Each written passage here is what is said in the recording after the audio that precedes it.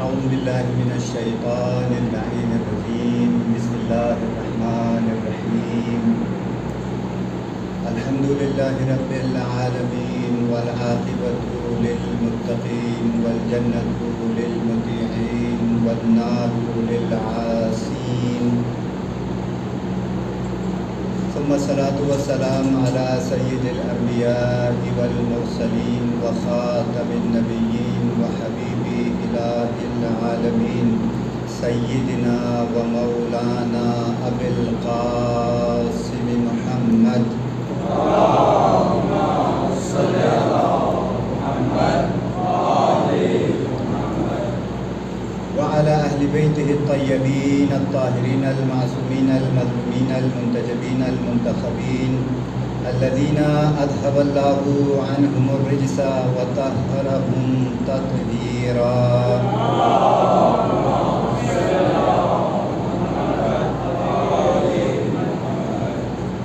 ولعنة الله على أعدائهم أجمعين من أول ظلمهم إلى يوم الدين الذين اشتروا الضلالة بالهدى فما ربحت تجارتهم وما كانوا مهتدين.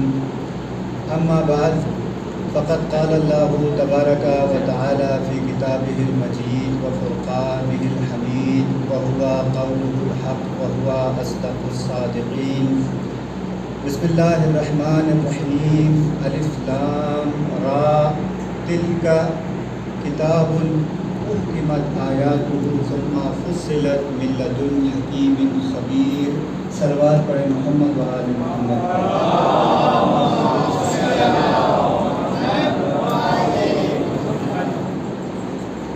سب سے پہلے تو ایک مرتبہ پھر اپنی زندگی میں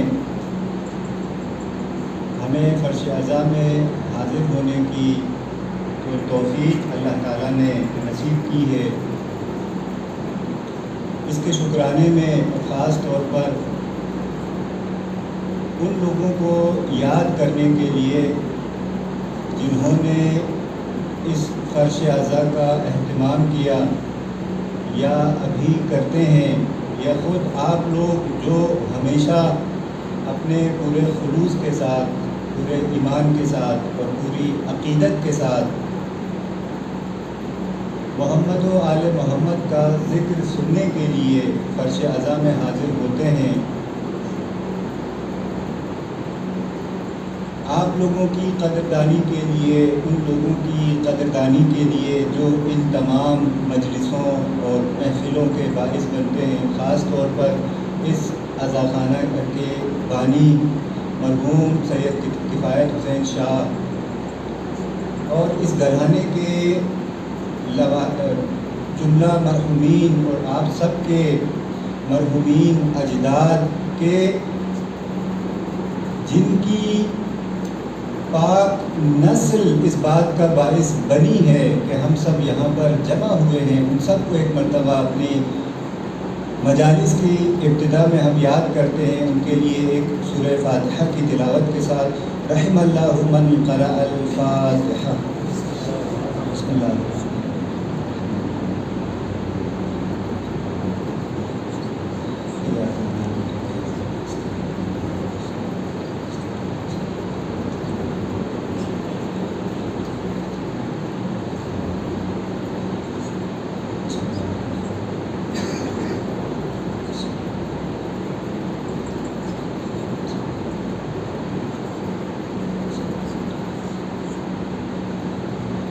بر محمد و آل محمد صلوات.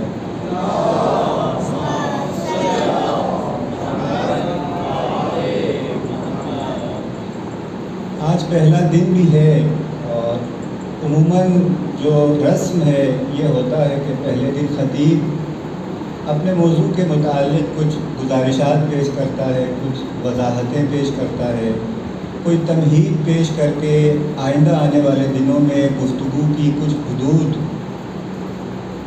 کو بیان کرنے کی کوشش کرتا ہے. مختلف جو موضوع کے متعلق جہات ہو سکتی ہیں، اس کے مختلف پہلو ہو سکتے ہیں، ان کی جانب اشارہ کرنے کی کوشش کرتا ہے. یعنی اپنے موضوع کی پوری ایک کلیت پیش کرنے کی کوشش کی جاتی ہے پہلے دن، تو اسی قاعدے کے اوپر کاربند رہتے ہوئے ہم بھی آج اپنی پہلی مجلس کے اندر یہ کوشش کریں گے کہ وہ موضوع کہ جس کے لیے انشاءاللہ ہم یہاں پر 10 دن آپ کے سامنے حاضر ہوں گے، اس کی ایک اجمالی سی آپ لوگوں کے سامنے وضاحت ہو جائے اور اس کی ایک کلی اور مجموعی تصویر آپ لوگوں کے سامنے پیش ہو جائے گا۔ صلوات پڑھیں محمد وآل محمد۔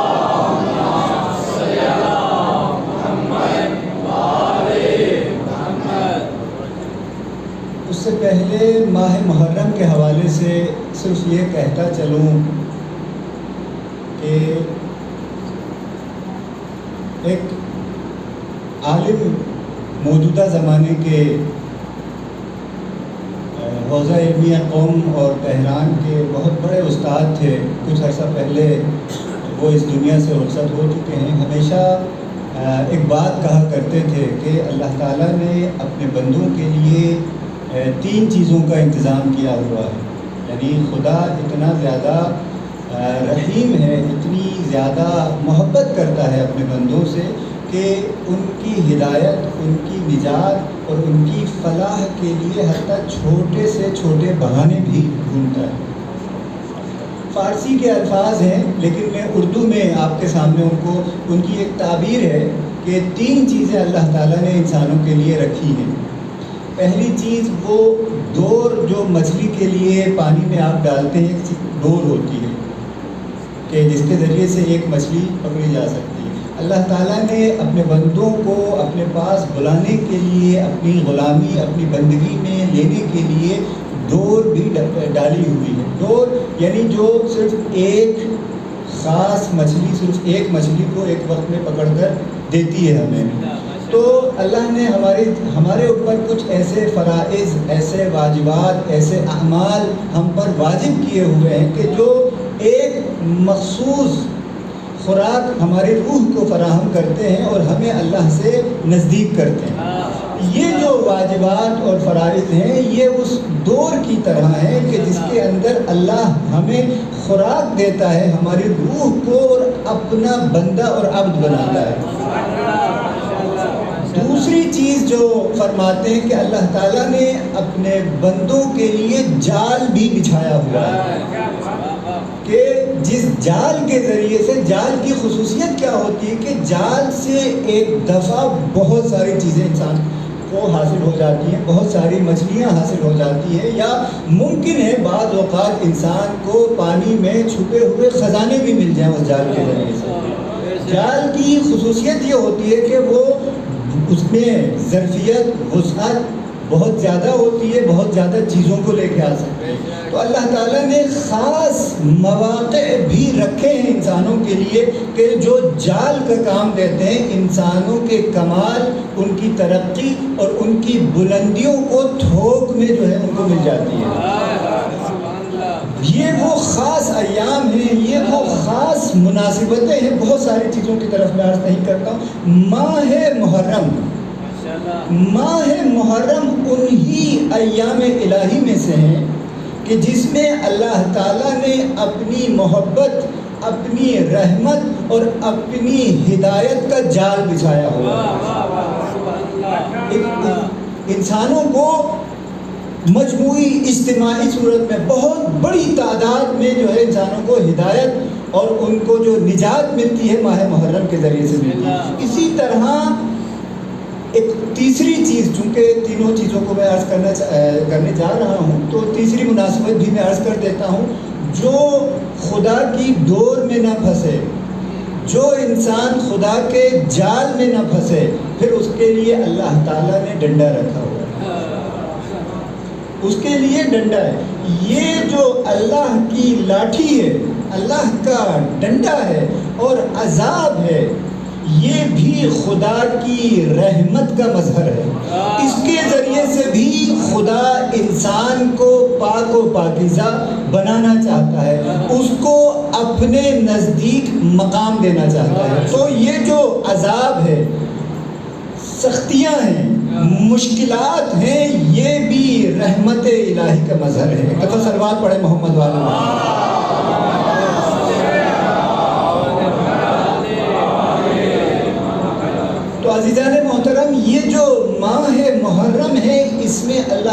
نے اپنی ہدایت کے راستے کھولے ہوئے ہیں، چونکہ یہ ماہ محرم اس ذات، اس ہستی اور اس شخصیت کے ساتھ منسوب ہے کہ جس کو مصباح الہدیٰ کہا ہے، ہدایت کا چراغ، نجات کی کشتی۔ امام حسین کو جو نجات کی کشتی کہا گیا ہے، ہدایت کا چراغ کہا گیا ہے، خود روایات میں یہ الفاظ ہیں کہ امام حسین جس کشتی کا نام ہے، نجات کے جس سفینے کا نام ہے، وہ اسرع اور اوسع، دو خصوصیات بیان کی گئی ہیں۔ اس کی وسعت، اس کی ظرفیت بہت زیادہ ہے، پوری انسانیت کو نجات کے کنارے تک لے کر جا سکتی ہے، پہلی بات۔ وہ اسرع، اور یہ نجات کی کشتی بہت زیادہ تیز ہے، سریع ہے، جو اب ہم نے عرض کیا تھا کہ ماہ محرم میں اللہ نے اپنی ہدایت کے لیے جال بچھایا ہوا ہے، یہ وہی کشتی نجات حسین ہے۔ صلوات پڑھے محمد والے محمد۔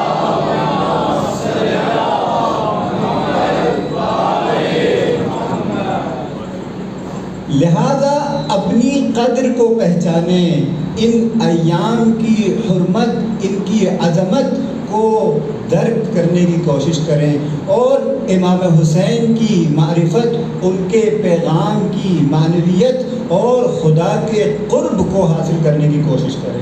اسی لیے ہم ذکر محمد والے محمد اس مجلس کو عبادت کا درجہ دیتے ہیں۔ ہم کون ہوتے ہیں اس کو عبادت کا درجہ دینے والے؟ خود اللہ نے اس مجلس کو عبادت کا درجہ دیا ہوا ہے، رسول نے ان مجالس کو عبادت کا درجہ دیا ہوا ہے۔ عبادت یعنی خدا، وہ چیز جو انسان کو خدا کی بندگی اور خدا کا قرب عطا کرتی ہے۔ صلوات پڑھیں محمد والے۔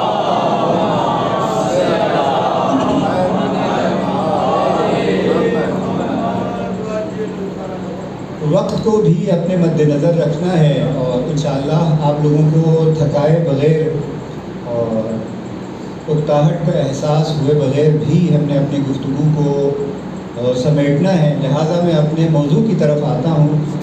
قرآن مجید کی جس آیت کی میں نے تلاوت کی آپ کے سامنے، سورہ ہود کی پہلی آیت ہے۔ سورہ ہود قرآن مجید کا ایک عجیب سورہ ہے، انشاءاللہ تھوڑی سی میں اس کے متعلق بات کروں گا۔ ابتدا جہاں سے سورہ ہود کی ہوتی ہے، اللہ تعالیٰ ارشاد فرماتا ہے، الف لام را کتاب احکمت آیاتہ، یہ قرآن وہ کتاب ہے احکمت آیاتہ کہ جس کی آیات کو محکم اور مضبوط کر دیا گیا ہے، ثم اس کے بعد فصلت، پھر اس کے بعد اس کی تفصیل بیان کر دی گئی ہے، من لدن حکیم خبیر، اور یہ کتاب، اس کا استحکام اور اس کی جو تفصیل ہے وہ ایک ایسی ذات کی جانب سے ہے جو کہ حکیم بھی ہے اور خبیر بھی ہے، جو حکمت کا مالک بھی ہے اور جو علم کا، اب یہ خبرہ یا خبرہ جو ہے علم و حکمت دانائی کے معنی میں استعمال ہوتا ہے یہ عربی زبان میں، اب اس کی تفصیل جو ہے ہم یہاں پہ بیان نہیں کر سکتے۔ اس کو بھی کہا جاتا ہے کہ وہ جو چیزوں کی انتہائی باریکیوں سے جو واقف ہو اس کو کہا جاتا ہے خبیر۔ خبرہ یا خبرہ ہونا یعنی کسی بھی چیز کی انتہائی باریکیوں کا علم۔ تو خدا حکیم بھی ہے، خبیر بھی ہے۔ خود حکمت کے اندر بھی، حکمت کے معنی بھی سمجھنے والے ہیں کہ اس کے اندر جو ہے عقل اور مقصدیت جسے کہا جاتا ہے، کہ حکیم اس کو کہا جاتا ہے، حکمت کہا جاتا ہے در حقیقت کسی چیز کو مقصد کے ساتھ انجام دینا۔ اب یہ جو میں نے عرض کیا احکمت آیاتہ، قرآن مجید نے یہاں پہ کہا کہ ان آیات کو استحکام بخشا گیا ہے، محکم کیا گیا ہے۔ یہاں پہ بہت سے مترجمین، مفسرین اس آیت کا ترجمہ اس طرح سے کرتے ہیں کہ قرآن مجید کی آیات سب کی سب ایک مقصد کو بیان کرتی ہے۔ احکمت آیاتہ، اس کی آیات ایک مقصد کو، ایک غرض کو اور ایک ہدف کو بیان کرتی ہیں۔ پھر اس کے بعد ثم، اس کے بعد اس مقصد کو اور قرآن مجید کے اس ہدف کو اگر شکافتہ کیا جائے، کھولا جائے، اس کو بکھیرا جائے تو یہی ایک مقصد مفصل آیات میں تبدیل ہو جاتا ہے. یعنی وہ چیز جو کہ قرآن میں کا مجمل ہے، قرآن کا عصارہ ہے، قرآن کا خلاصہ ہے، اس کو اگر تفصیل دی جائے، اس کو اگر شکافتہ کیا جائے تو قرآن کی تفصیلی آیات میں تبدیل ہو جاتا ہے. کیوں؟ اس لیے کہ یہ کتاب من لدن حکیم خبیر، ایسی شخصیت، ایسی ہستی اور ایسی ذات کی جانب سے ہے جو کہ حکمت کا مالک ہے اور وہ خبیر ہے. صلوات پڑھے محمد والے.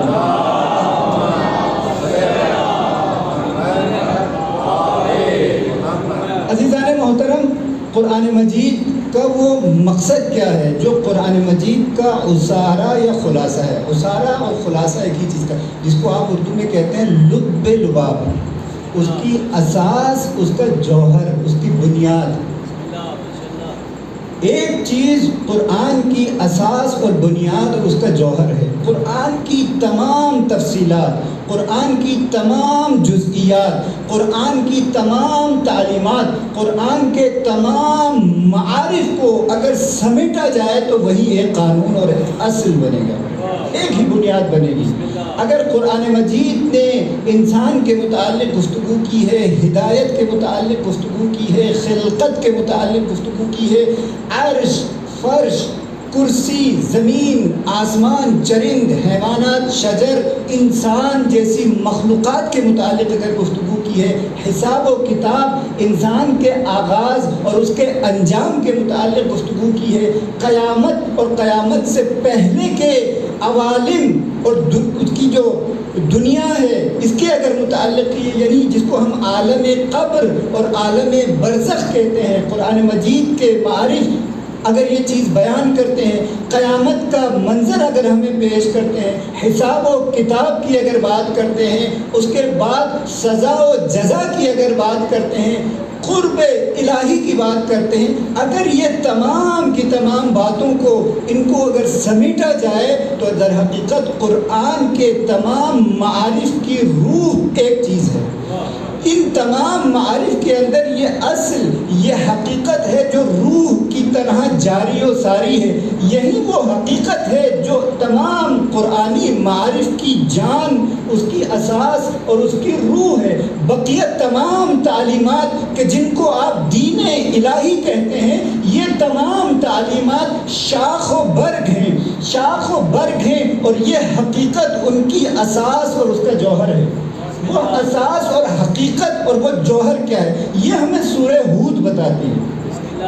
علامہ طباطبائی معروف مفسر جو المیزان میں انہوں نے تفسیر جہاں سے شروع کی ہے اس آیت کی، اس سورہ کی، سورہ ہود کی، وہاں پہ فرمایا ہے کہ اس آیت کی، اس سورہ کی ابتدا اور انتہا ہمیں ایک اصول کی جانب لے کے جاتی ہے.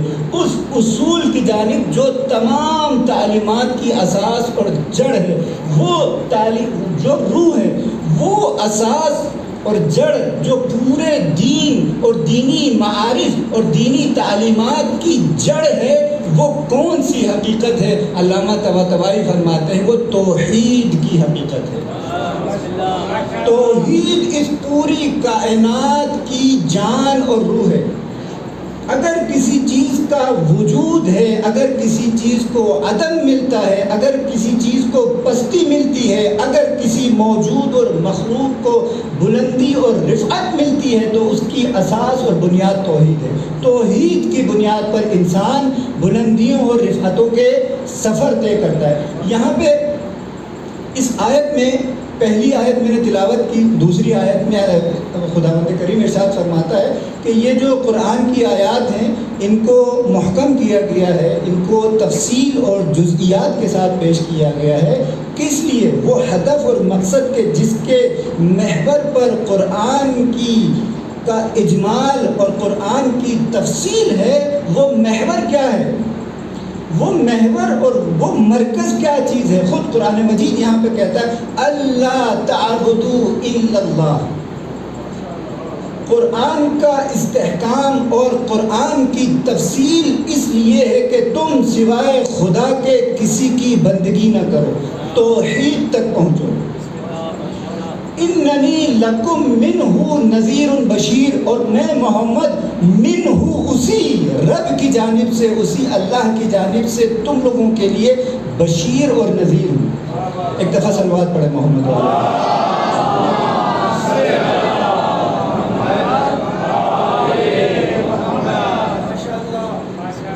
عزیزان محترم، قرآن کی معنویت یا قرآن کے متعلق بھی انشاءاللہ آگے بھی میں گفتگو کرنے کی کوشش کروں گا، کچھ نکات آپ لوگوں کے سامنے پیش کرنے کی کوشش کروں گا۔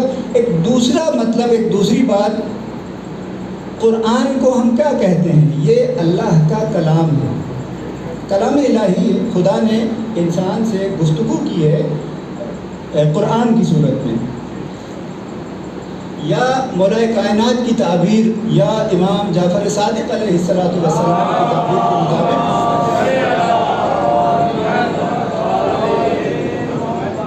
خدا اپنی مخلوقات کے لیے متجلی ہوا ہے۔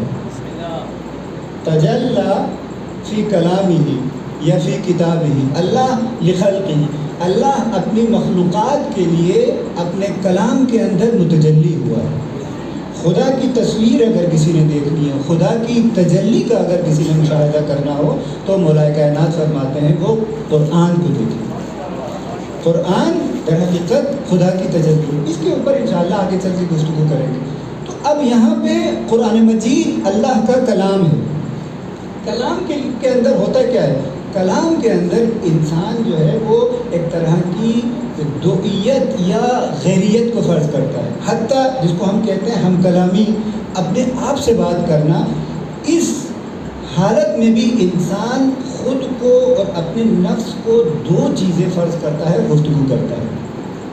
گفتگو اور کلام اس کے لیے سامنے والا، جس کو آپ مخاطب کہتے ہیں، غیر کہتے ہیں، اس کا ہونا ضروری ہے۔ جب تک وہ نہ ہو کلام اور گفتگو نہیں ہو سکتی۔ اس کا کیا مطلب ہے؟ کلام اور زبان جو ہے اس کے ذریعے سے انسان اپنا ما فی الضمیر، وہ بات جو اس کے ذہن میں ہے، وہ بات جو اس کے دل میں ہے، اس کو پہنچانے کی کوشش کرتا ہے دوسرے تک۔ تو زبان در حقیقت یا کلام وسیلہ ہے اپنے مقصد، اپنے مفہوم اور اپنی بات کو اور اپنے پیغام کو دوسرے تک پہنچانے کے لیے زبان اس کو کہا جاتا ہے۔ اب یہاں پہ دیکھیں قرآن کی زبان کیا ہے۔ آج تھوڑی سی اس مسئلے کے اوپر، اس کے دو نقطوں کے اوپر میں تھوڑی سی گفتگو کرنے کی کوشش کروں گا، پھر انشاءاللہ آگے کی جانب جائیں گے۔ قرآن کی زبان، زبان کیا ہوتی ہے؟ زبان، لغت، یہ دو چیزیں ہیں۔ لغت کسے کہا جاتا ہے؟ لغت یعنی بولی۔ زبان بولی کا نام نہیں ہے۔ بولی ہم اردو بولی بولتے ہیں، پنجابی بولتے ہیں، انگریزی بولتے ہیں، فارسی بولتے ہیں یا دوسری بولیاں بولتے ہیں۔ زبان اس چیز کا نام نہیں ہے، بلکہ یہ جو بولیاں ہیں یہ الفاظ اور صوتیات کی علامتیں ہیں کہ جو انسان زبان کے اندر استعمال کرتا ہے۔ یعنی آواز ہے کہ انسان استعمال کرتا ہے کہ جس کے ذریعے سے اپنے مقصد، اپنے مقصود کو، اپنے ما فی الضمیر کو پیش کرنے کی کوشش کرتا ہے۔ صوتیات ہیں، کیوں؟ اس لیے کہ اگر یہ الفاظ ہی زبان ہوتے تو وہ لوگ جو کہ قدرت تکلم سے محروم ہیں ان کی زبان کو آپ کیا کہیں گے؟ وہ افراد جو کہ سن نہیں سکتے، بول نہیں سکتے، وہ ان کی زبان اشاروں کی زبان ہے، ان کی زبان الفاظ کی زبان نہیں ہے، لغت نہیں ہے ان کے ہاں، لیکن زبان ہے۔ لغت اور الفاظ نہیں ہیں لیکن ان کے پاس زبان ہے۔ زبان کا کیا مطلب؟ کہ وہ اپنی بات کو، اپنے مقصود کو دوسرے کو سمجھاتے ہیں۔ جو انسان زبان سے محروم ہے، جو انسان سماعت سے محروم ہے، وہ اپنے اشاروں کے ذریعے سے اپنی بات سمجھاتا ہے۔ اس کا مطلب ہے وہ زبان کا مالک ہے لیکن الفاظ نہیں ہے، اس کے پاس لغت نہیں ہے۔ اس سے بھی آگے بڑھتے ہیں۔ آج کل آپ لوگ کہتے ہیں باڈی لینگویج، بدن کی بھی ایک زبان ہوتی ہے۔ بدن کی زبان میں انسان کے بیٹھنے کا انداز، اس کے اشارے، اس کے زبان اور اس کے ہونٹوں کی پھڑپڑاہٹ، آنکھوں کی جنبش، یہ پلکوں کا جھپکنا، ماتھے کی سلوٹیں، رخسار کا رنگ، تمام کی تمام یہ چیزیں باتیں کرتی ہیں۔ یہ تمام چیزیں انسان کی منتقل کرتی ہیں کسی پیغام کو۔ یعنی ہمارے بدن کی بھی ایک زبان ہے، لیکن یہ زبان الفاظ نہیں ہے، اس میں صوتیات نہیں ہے، صوت اور آواز نہیں ہے، لیکن پیغام منتقل کرتی ہے، معنی منتقل کرتی ہے، مفہوم کو منتقل کرتی ہے۔ تو لہٰذا اس کا نتیجہ کیا ہوا، میں تیزی سے آگے بڑھوں، کہ زبان لغت کے اندر محدود نہیں ہے کہ آپ کہیں کہ زبان یعنی لغت، زبان یعنی اردو، زبان یعنی عربی، زبان یعنی انگریزی، زبان یعنی فارسی، پنجابی، سندھی، بلوچی، یہ زبان نہیں ہے۔ یہ زبان کے استعمال کے لیے لفظی علامتیں ہیں، لفظ کی علامت ہے، اشارے ہیں کہ جن کے ذریعے سے انسان اپنی بات کو منتقل کرتا ہے۔ صلوات پڑھے محمد والے۔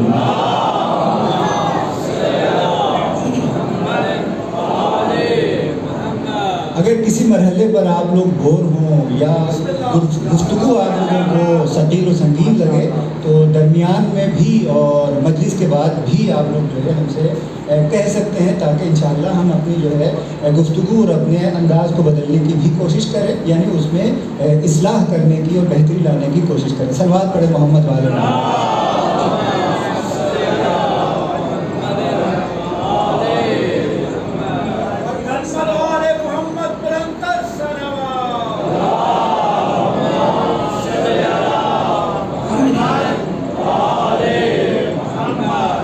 نتیجہ کیا نکلا؟ نتیجہ یہ ہوا کہ زبان لغت میں محدود نہیں ہے، یہ ہمارا نتیجہ۔ دوسرا جو نقطہ ہے کہ پھر قرآن کی زبان کیا ہے؟ قرآن کون سی زبان میں انسان سے گفتگو کرتا ہے؟ یہ کون سی زبان ہے قرآن کی؟ الفاظ، اشارات، حرکات، سکنات جو باڈی لینگویج میں استعمال کرتا ہے، یا کوئی اور زبان ہے؟ اس کو سمجھنے کے لیے ہمیں قرآن کی حقیقت کو سمجھنا ہوگا، قرآن کے پیغام کی ماہیت اور اس کی حقیقت کو سمجھنا ہوگا۔ خود قرآن کو ہم جب تک نہیں سمجھیں گے، قرآن کی زبان کو بھی نہیں سمجھ سکتے۔ بہت اختصار کے ساتھ صرف نتیجہ میں آپ کے سامنے عرض کر رہا ہوں۔ دیکھیں، قرآن مجید جو کتاب ہے اس کے بارے میں یہ مسلم ہے، اب اس کے مقدمات میں عرض نہیں کر رہا کہ قرآن کتاب ہدایت ہے تمام زمانوں اور تمام انسانوں کے لیے۔ یعنی جس کو ہم کیا کہتے ہیں، قرآن ایک عالمگیر کتاب ہے، قرآن کی ہدایت عالمگیر ہے، قرآن کی ہدایت اور قرآن کی تعلیم آفاقی ہے، یونیورسل ہے۔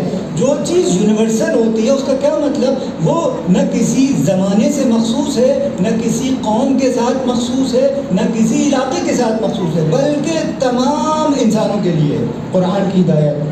وما هو الا ذکر للعالمین، آیات بہت ساری ہیں قرآن مجید کی کہ قرآن عالمین کے لیے ذکر ہے، ہدی للناس، انسانوں کے لیے ہدایت ہے، قرآن عالمگیر ہے۔ اور قرآن، اس کا مطلب یہ ہوا کہ قرآن کی ہدایت کی جو حدود ہیں، جو وسعتیں ہیں، یا جس کو آپ کہتے ہیں قرآن کی ہدایت کی رینج انسانیت کے برابر ہے۔ جب تک انسانیت ہے، انسان ہے، قرآن کی ہدایت وہاں تک پہنچے گی۔ قرآن کہیں پہ مخصوص نہیں ہے، قرآن ایک عالمگیر اور آفاقی کتاب ہے، اس کی ہدایت بھی عالمگیر اور آفاقی ہے۔ اس کا مطلب کیا ہوگا کہ اب قرآن ایسی زبان میں انسان کے ساتھ گفتگو کرے جو آفاقی اور عالمگیر ہو، یونیورسل ہونی چاہیے قرآن کی زبان۔ ایسا نہ ہو کہ قرآن کی زبان صرف جزیرۃ العرب کے لوگوں سے مخصوص ہو، ایسا نہیں ہو سکتا کہ قرآن کی زبان بر صغیر کے لوگوں کے ساتھ مخصوص ہو، امریکہ کے ساتھ مخصوص ہو، 1400 سال پہلے کے لوگوں کے ساتھ مخصوص ہو، اور آج کے لوگوں کے لیے قرآن کی زبان نامفہوم ہو، یہ نہیں ہو سکتا۔ اسی طرح صبح قیامت بلکہ بعد از قیامت بھی انسان قرآن کی ہدایت سے بہرہ مند ہوتا رہے گا۔ قرآن کی زبان ایسی ہونی چاہیے کہ جس کو ہم کہتے ہیں کہ قرآن کی زبان ماورائے تاریخ ہو. تاریخ قرآن کی زبان کو محدود نہ کر سکے. قرآن کی زبان ماورائے زمان و مکان اور فوق زمان و مکان ہونی چاہیے. قرآن کی زبان زمان اور مکان کی محدودیتوں میں وہ محبوس نہ ہو، ان سے ماورا ہو. خصوصیت ہونی چاہیے چونکہ اس کی ہدایت اور اس کی حقیقت کا تقاضا یہ ہے. اب ہم دیکھتے ہیں کہ کون سی زبان ہے جو یہ خصوصیت رکھتی ہے. تنہا واحد صرف اور صرف وہ زبان جو پورے عالم بشریت کی وسعتوں کو سمیٹ سکتی ہے اپنے اندر، تمام انسانوں کو ماورائے زمان اور ماورائے مکان ایک لڑی کے اندر پرو سکتی ہے، وہ زبان ہے کہ جس کو ہم کہتے ہیں فطرت. قرآن کی زبان فطرت ہے. دوسری زبانوں میں کیا ہوتا ہے؟ دوسری زبانوں میں علاقہ اور زمانہ جو ہے ہوتا ہے. مثلا آپ کے اس علاقے میں جو بولی بولی جاتی ہے وہ ہماری طرف جو ہے نہیں بولی جاتی. پاکستان میں جو بولیاں بولی جاتی ہیں پاکستان سے دور دوسرے علاقوں میں بولی نہیں جاتی. علاقہ اگر تبدیل ہو جائے تو بولیاں جو ہے وہ محدود ہو جاتی ہیں. اسی طرح زمانہ بھی ہے. ہمارے اسی خطے میں کتنی ہی زبانیں تھیں جو کہ دفن ہو گئی، ختم ہو گئی. زمانہ جو ہے زبان کو مٹا دیتا ہے، اس میں تبدیلیاں لے کے آتا ہے. لیکن وہ چیز جو کہ تمام زمانوں میں، تمام انسانوں میں، تمام خطوں میں، تمام علاقوں میں ایک ہے، وہ فطرت ہے انسان کی. وہ انسان کی انسانیت جس کو آپ کہتے ہیں، وہ انسانی ثقافت، وہ انسانی تہذیب کے جس کو قرآن مجید نے کہا ہے کہ فطرت اللہ التی فطر الناس علیہا، وہ فطرت کے جس کے اوپر اللہ تعالیٰ نے انسانوں کو خلق کیا ہے. لا تبدیل لخلق اللہ وذالک الدین القیم، اور یہی دین قیم ہے. تو لہذا قرآن کی زبان فطرت ہے. اب یہ ایسی زبان ہے جو ان تمام کے تمام انسان کل بھی سمجھتے تھے، آج بھی سمجھتے ہیں اور تا صبح قیامت بھی سمجھتے رہیں گے. اس میں نہ کوئی تبدیلی آئے گی اور نہ ہی جو ہے انسانوں میں اس میں کوئی قصور اور کوئی کمی اور نقصان آئے گا. جب تک انسان کی انسانیت برقرار ہے وہ قرآن سے اپنا کنیکشن برقرار کر سکتا ہے. صلوات پڑھیں محمد والے.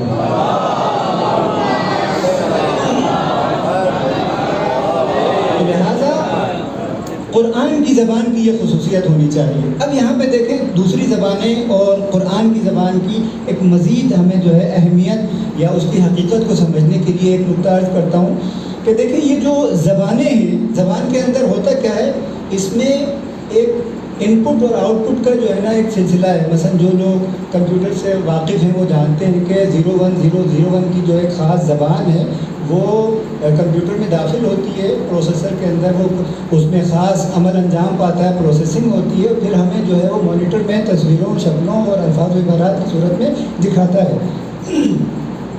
ان پٹ اور آؤٹ پٹ زبان میں بھی ایسے ہی ہوتا ہے. انسان کے وجود مثلا یہ جو الفاظ، آواز، اشارے، حرکات، سکنات، آپ کے حواس، یہاں پہ جو ان پٹ کے جو ڈیوائسز ہیں انسان کے وجود میں وہ اس کے حواس ہیں. زبان کے اندر انسان کی آنکھ دیکھتی ہے، کان سنتا ہے. وہ جو بصارت سے محروم لوگ ہوتے ہیں وہ ان کی زبان کو، ان کی کتابت ہاتھ سے وہ چھوتے ہیں، لمس کر کے وہ سمجھتے ہیں زبان. یا باڈی لینگویج میں بھی انسان جو ہے اپنا دیکھ کے ان چیزوں کو حاصل کرتا ہے. زبان کے اندر جو ان پٹ ڈیوائسز ہوتی ہیں وہ انسان کے حواس ہیں. حواس میں جانے کے بعد یہ جو ڈیٹا انسان کے پاس جاتا ہے اس کی پروسیسنگ فاہمے اور ذہن کے اندر انجام پاتی ہے. انسان کے ذہن میں، انسان کے فاہمے میں پروسیسنگ انجام پاتی ہے. پھر انسان ان مطالب، ان معانی، ان مقاصد اور ان پیغامات کو کیچ کر لیتا ہے، وہ سمجھ لیتا ہے یہ کہنا کیا چاہ رہا ہے، اس نے کیا کہا ہے. قرآن کی زبان میں ایسا نہیں ہے کہ قرآن کے جو ان پٹ ڈیوائسز ہیں ممکن ہے یہ بھی ہیں لیکن ان کے اندر محدود نہیں ہے کہ آپ یہ کہیں کہ قرآن کی زبان کو سمجھنے کے لیے انسان کے پاس آنکھ ہو، انسان کے پاس کان ہو، اس کے حواس سالم ہو تو کافی ہے. نہ، یہ نہیں ہے. قرآن کی زبان کو سمجھنے کے لیے ایک اور چیز کی ضرورت ہوتی ہے. عام زبانوں کے اندر اور قرآن کی زبان کے اندر یہی بنیادی فرق ہے، وہ کہ جس کو ہم کہتے ہیں دل، قلب، جس کو قرآن مجید نے کہا ہے. قرآن کی زبان کی پروسیسنگ انسان کے قلب اور دل میں انجام پاتی ہے. یہ دل ہے جو قرآن کے پیغام کو اخذ کرتا ہے، یہ قلب ہے جو اللہ سے تعلق اور رابطہ برقرار کرتا ہے. صلوات پڑھے محمد والے.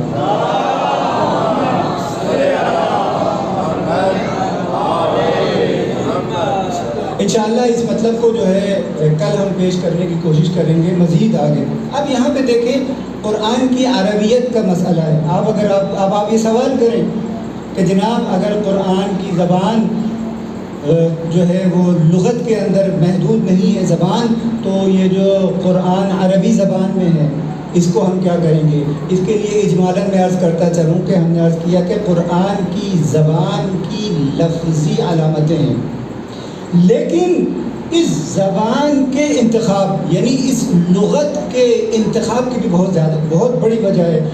مختلف دلائل علماء نے ذکر کیے ہیں. میں ایک بات صرف یہاں پہ آپ لوگوں سے عرض کرتا ہوں. قرآن کی جو حکمت ہے، قرآن کے معارف کی جو باریکیاں ہیں، قرآن کی جو بلاغت ہے، تعلیمات ہیں، اگر کوئی زبان، کوئی لغت اس عالم بشریت کے اندر ان کو اپنے اندر لے سکتی ہے، وہ صلاحیت اور وہ پوٹینشل جو کسی لغت میں قرآن کو تحمل کرنے کی ہو سکتی ہے، وہ صرف عربی زبان تھی.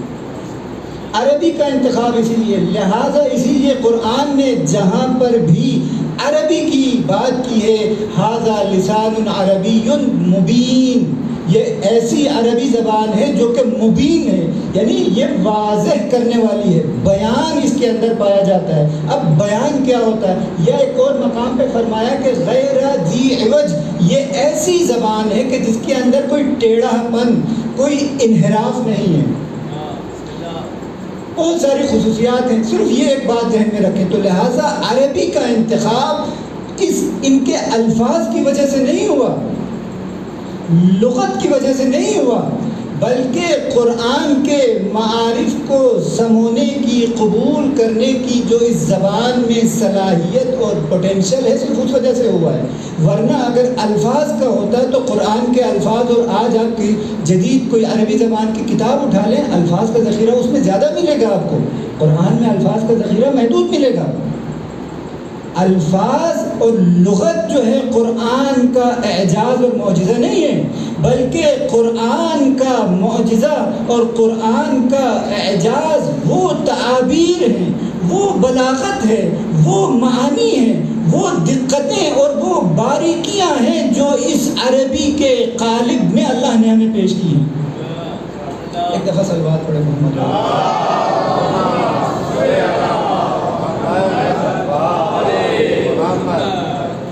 اب قرآن کی زبان کو سمجھنے کی ضرورت ہے، قرآن کی زبان کو سمجھنے کی ضرورت ہے. مولا کائنات خوارج سے مخاطب ہو کے فرماتے ہیں کہ یہ جو کتاب ہے خط مسطور بین الدفتین، یہ جو قرآن ہے جو تمہارے سامنے ہے، یہ خطوط ہیں، لکیریں ہیں، الفاظ ہیں، کتابت ہیں کہ مستور بین الدفتین، جو دو دفتین کے درمیان، دو جلدوں کے درمیان جو ہے مستور ہے، چھپی ہوئی ہے. لا ينطق بلسان، یہ زبان سے بات نہیں کرتی، بلکہ لابد له من ترجمان، کہ قرآن کی زبان کے لیے ایک ترجمان کی ضرورت ہے، قرآن کی زبان کے لیے اس کے مفسر کی ضرورت ہے. یہ قرآن ینطق عنہ الرجال، قرآن وہ کتاب ہے کہ جس کے بارے میں گفتگو، جس کے کلام کو مرد پیش کرتے ہیں، وہ نابغہ روزگار، وہ ہستیاں، وہ افراد، وہ مرد جو کہ علی اور اولاد علی کہلاتے ہیں، وہ قرآن کی زبان کو جانتے ہیں. اگر آپ نے قرآن کو ممثل دیکھنا ہو، قرآن کو مجسم دیکھنا ہو، قرآن کی تفسیر اگر آپ نے دیکھنی ہو، تو آپ محمد و آل محمد کو دیکھیں. یہ حضرت عائشہ ام المؤمنین سے یہ روایت ہے، ہمارے مسند احمد ابن حنبل میں، ہمارے شیعہ منابع کے اندر موجود نہیں ہے۔ جب ان سے پوچھا گیا پیغمبر اکرم کے اخلاق کے بارے میں تو وہ فرماتی ہیں کہ جناب کانا خلقہ القرآن، پیغمبر کا اخلاق یعنی پیغمبر کا کردار، پیغمبر کی سیرت، پیغمبر کی شخصیت القرآن، قرآن تھا، یعنی پیغمبر مجسم قرآن تھے۔ تو لہذا قرآن کی زبان کو اگر سمجھنا ہو تو ہمیں محمد و آل محمد کے کردار کو سمجھنا ہو۔ یہ ہمیں بتائیں گے کہ قرآن انسانی فطرت کے لیے، انسانی فطرت کی زبان میں جو تعلیمات، جو معارف انسانوں کو پیش کیے ہیں وہ کیا ہیں۔ ایک دوسری حدیث بھی تھی جو خلیفہ دوم کے حوالے سے زرکشی نے البرہان فی علوم القرآن میں ذکر کی ہے۔ میں نے عرض کیا تھا نا کہ لغت کے ساتھ مخصوص نہیں ہے، عربی ہونا، مثلا جزیرۃ العرب میں پیدا ہو جانا، شام میں، عراق میں، اردن میں، امارات میں، سعودی عرب میں پیدا ہونے کا یہ مطلب نہیں ہے کہ وہ عرب قرآن زیادہ سمجھتے ہیں۔ قرآن کا فہم اور تفہیم عربی لغت کے جاننے کے اندر محدود نہیں ہے، یعنی ایسا نہیں ہے کہ صرف وہی لوگ قرآن سمجھتے ہیں جن کو عربی آتی ہے یا وہ عربی میں مہارت رکھتے ہیں، یا صرف وہی لوگ قرآن نہیں سمجھ سکتے جن کو عربی نہیں آتی، ایسی کوئی بات نہیں ہے۔ قرآن فطرت کی زبان ہے، اس کے لیے دوسری تعلیم اور دوسرے ادب کی ضرورت ہے، وہ تعلیم اور وہ ادب کہ جس میں پیغمبر اکرم کے حوالے سے مولا کائنات کی یہ حدیث معروف ہے، اس کے مضمون اور مختلف تعبیریں اتنی زیادہ بیان ہوئی ہماری روایات میں، تقریباً متواتر ہے، یعنی اس حدیث کے مضمون سے انکار نہیں ہو سکتا۔ ممکن ہے بعض لوگ اس کے الفاظ کے متعلق جو ہے وہ کوئی خدشات ظاہر کریں۔ مولا کائنات فرماتے ہیں علمنی رسول اللہ الف باب من العلم، رسول اللہ نے مجھے علم کے 100 دروازوں کے، 1000 الف باب، 1000 دروازوں کی تعلیم عطا فرمائے۔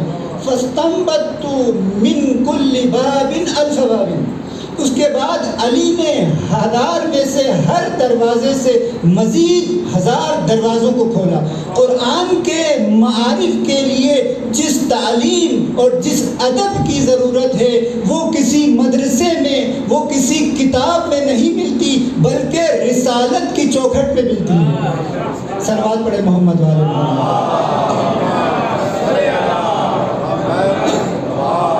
انشاءاللہ اس کے متعلق گفتگو کروں گا۔ یہاں پہ جو اپنے ان 10 دنوں کے اندر قرآن کی زبان اور اس کے پیغام اور اہل بیت، خاص طور پر امام حسین کے ساتھ اس کے تعلق کی گفتگو میں پیش کرنے کی کوشش کروں گا۔ یہ مطالب بھی ساتھ ساتھ تھوڑے تھوڑے آگے بڑھیں گے، لیکن ساتھ ساتھ امام حسین کے حوالے سے جو قرآن کی زبان ہے اس کو ایسا نہیں ہے کہ آپ ایک آیت پڑھ لیں اور جو ہے سمجھ میں آ جائے، پورے نظام میں جس کو ہم نے کہا نا اس کا اصل اور اساس توحید ہے۔ قرآن کی زبان، قرآن کے پیغام کو سمجھنے کے لیے انسان کو توحید کے مرکز پر آنا پڑے گا۔ توحید اور الہیت کے اس کے مقابلے میں، پھر توحید کے مقابلے میں کفر، طاغوت، شرک، کفر آتا ہے۔ یہ 2 قوتیں ہیں در حقیقت قرآن کو سمجھنے کے لیے۔ ان کے بغیر اس کو کہا جاتا ہے کہ تخاصم، جس کو ہم کہتے ہیں ایک طرح کا تنازع، حق اور باطل کا تنازع، کہ جو بعض مرتبہ توحید اور کفر کی صورت میں ظاہر ہوتا ہے، فرعون اور موسیٰ کی صورت میں ظاہر ہوتا ہے، نمرود اور ابراہیم کی صورت میں ظاہر ہوتا ہے، آدم اور شیطان کی صورت میں، ابلیس کی صورت میں ظاہر ہوتا ہے، اسی طرح رحمان اور شیطان کی صورت میں ہمیں نظر آتا ہے۔ تو لہٰذا امام حسین کے پیغام کی معنویت کو اگر ہم نے سمجھنا ہے تو قرآن کی اساس اور بنیاد کو سمجھنا ہوگا۔ امام حسین علیہ السلام اسی پیغام کے ترجمان ہیں جس کو قرآن بیان کر رہا ہے۔ زبان مجسم، چلتی پھرتی اور مجسم قرآن کی زبان اور اس کے ترجمان مولا امام حسین ہیں۔ کربلا ہمیں وہ منشور اور وہ اصول بیان کرتی ہے جو قرآن کی زبان کے اوپر حاکم ہے۔ لہٰذا میری کوشش یہ ہوگی کہ مدینے سے کربلا تک وہ آیات جو امام حسین نے جن کی تلاوت کی ہے مختلف مواقع کے اوپر، ان آیات کے ذیل میں پیغام حسینی اور قرآن کی زبان کو بیان کرنے کی آپ لوگوں کو جو ہے کوشش کرو. صلوات پڑھیں محمد والے.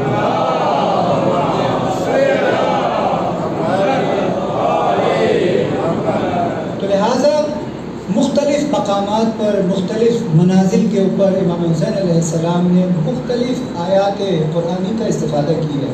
ایسے ہی نہیں ہے کہ میرے اور آپ کی طرح جو ہے جو آیت ذہن میں آئی ہو اس کو جو ہے پڑھ دیا ہو، ایسا نہیں ہے، بلکہ علم امامت کے جو زمان و مکان سے ماورا اور مافوق ہے، یہ جو امام حسین کی زبان مبارک سے آیات کی تلاوت ہوئی ہے، اس نے جو ہے زمان و مکان سے ماورا جو ہے سوچ کے تحت آئی ہے، یعنی جس کو ہم کہتے ہیں علم لدنی اور علم امامت کے تحت ان آیات کی تلاوت کی گئی ہے. تو لہذا ان آیات کے ذیل میں اس پیغام کو سمجھنے کی ضرورت ہے کہ جو امام حسین اپنی اس تحریک کے ذریعے سے، اپنے اس قیام کے ذریعے سے مختلف مناسبات میں ان آیات کے پیغام کو ہم تک منتقل کرنے جا رہے ہیں.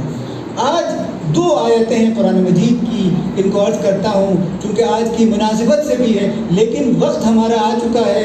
ان آیات اور امام حسین کی جو قیام ہیں ان کے درمیان جو ربط اور تعلق پایا جاتا ہے، جس کو ہم یہ کہہ سکتے ہیں کہ ان آیات کی عاشورائی تعویل اور تفسیر کیا ہو سکتی ہے، اس کے متعلق گفتگو آج نہیں ہو سکے گی. ہمارا وقت تقریباً ختم ہو چکا ہے.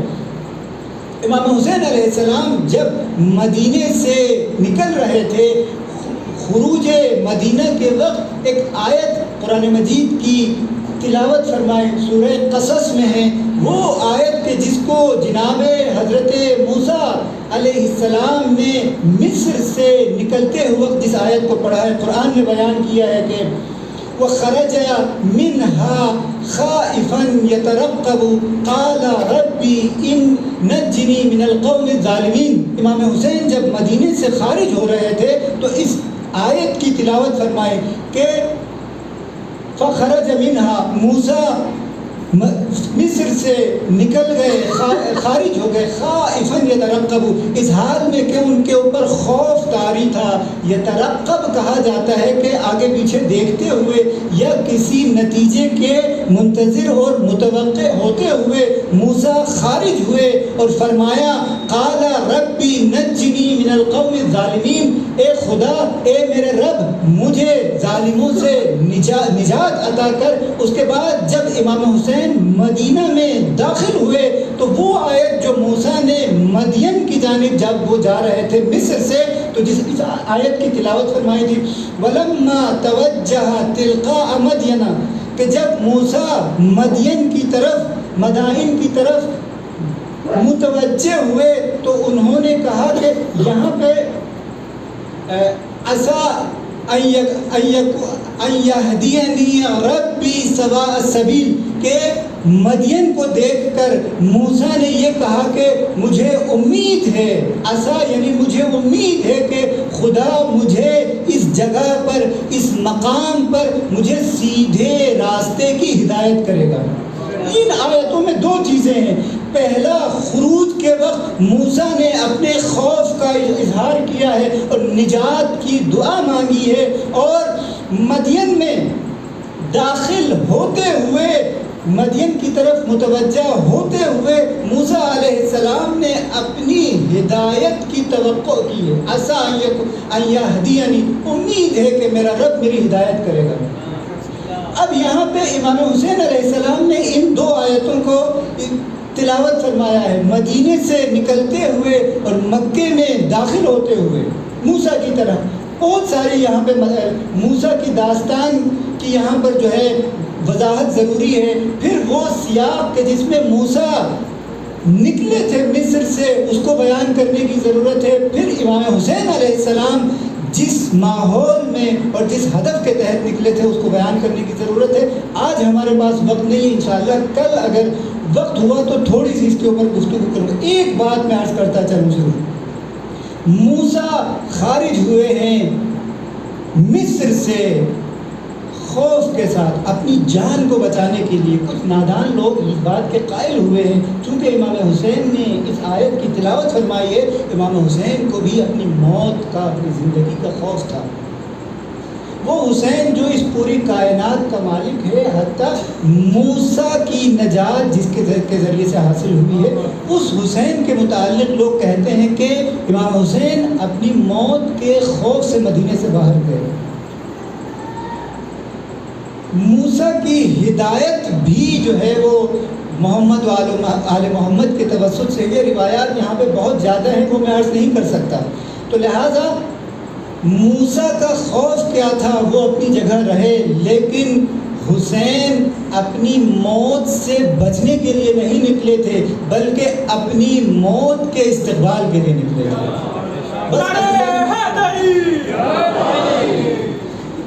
اپنی گفتگو میں تمام کرتا ہوں. امام حسین کا مدینے سے خارج ہونا یہ اپنے موت کی جانب سفر تھا. یہ وہ سفر تھا جب پوچھنے والے نے پوچھا کہ اے حسین تم مدینے کو کیوں چھوڑ کر جا رہے ہو، مکے کو کیوں چھوڑ کر جا رہے ہو، مدینے میں ہم تمہاری حفاظت کریں گے یا آپ زیادہ محفوظ رہیں گے. تو امام حسین نے ارشاد فرمایا تھا کہ مجھے میرے نانا نے خواب میں آ کر یہ کہا ہے کہ ان اللہ شاء ان یراک قتیلا، کہ اے حسین تمہیں اللہ تعالیٰ اپنی راہ میں مقتول دیکھنا چاہتا ہے. تمہاری شہادت جو ہے اللہ نے اس بات کو پسند کیا ہے. جب پوچھنے والے نے یہ پوچھا کہ آپ اگر خود جا رہے ہیں تو اپنی مستورات کو، مخدرات کو اور اہل بیت کو لے کر نہ جائیں، تو پھر امام حسین نے ارشاد فرمایا تھا کہ شاء ان یراہ سبایا، کہ اللہ تعالیٰ کی مشیت یہ ہے کہ وہ اسیر بنائے جائیں اور ان کو قید کیا جائے. تو لہذا امام حسین کا مدینے سے نکلنا در حقیقت اپنی موت کی جانب سفر تھا، موت کے استقبال کے لیے. وہ موت کہ جس کے بارے میں امام حسین بہت پہلے سے جانتے تھے.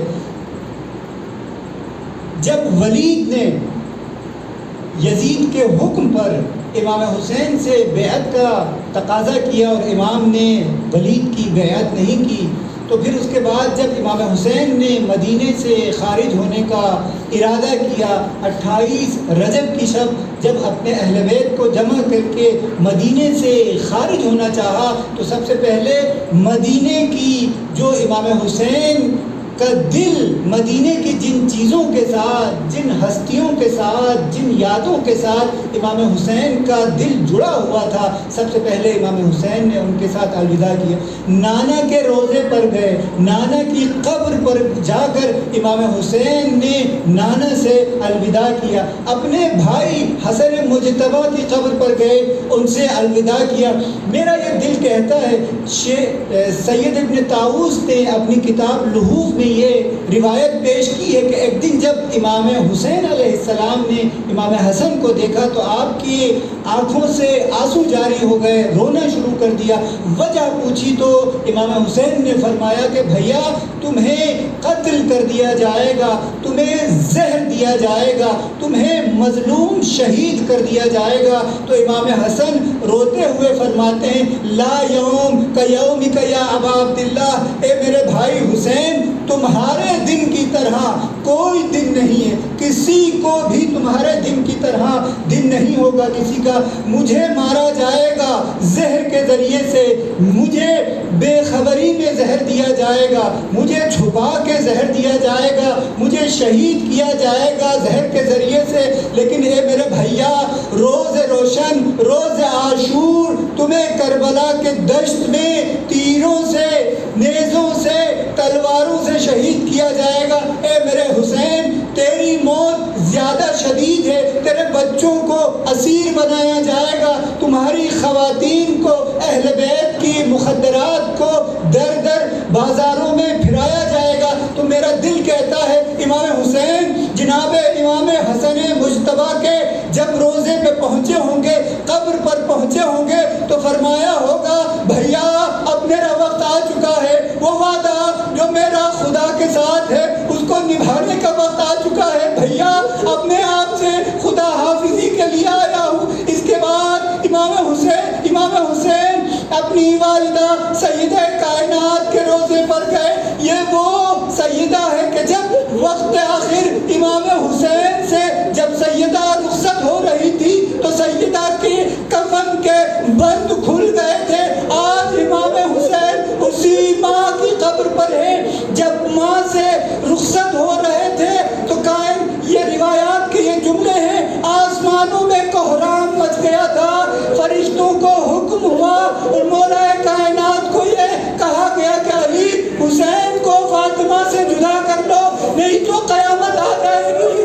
آج حسین اپنی ماں سے ایک مرتبہ پھر جدا ہونے جا رہے ہیں، ماں کی قبر کے اوپر پھر قیامت میں۔ میرا یہ دل کہتا ہے کوہرام مچا ہوگا، ایک کوہرام مچا ہوگا، پھر فرشتوں نے آ کے امام حسین سے یہ درخواست کی ہوگی، مولا اپنی ماں سے جدا ہو جائیے نہیں تو آسمانوں میں قیامت آ جائے گی۔ فرشتے کوہرام مچا رہے۔ ایک مرتبہ امام حسین اپنے نانا سے بھی خدا حافظی کرتے ہیں، الوداع کرتے ہیں۔ نانا کی قبر میں عالم رویا میں عالم خواب میں وہ گفتگو بھی انجام فرماتے ہیں کہ جس میں پیغمبر خدا اپنے نواسے سے فرماتے ہیں، حسین یہاں پر میں تمہارا بھائی، تمہاری ماں اور تمہارے والد ہم تمہارا انتظار کر رہے ہیں، تم اپنی موت کے سفر کے لیے نکل جاؤ۔ جب اپنے اہل بیت کو امام حسین نے اس سفر کے بارے میں بتایا تو پورا اہل بیت جب آمادہ ہوا، اب یہاں پہ وہ منظر میرے سامنے آتا ہے، اس کا تصور بھی کرنا بعض دفعہ مشکل ہو جاتا ہے کہ جب امام حسین اپنی مخدرات کو لے کر نکلے، جب شہزادیاں نکلی اپنی سواریوں میں سوار ہونے کے لیے، آپ ہمیشہ سنتے ہیں کہ وہ کیا منظر تھا۔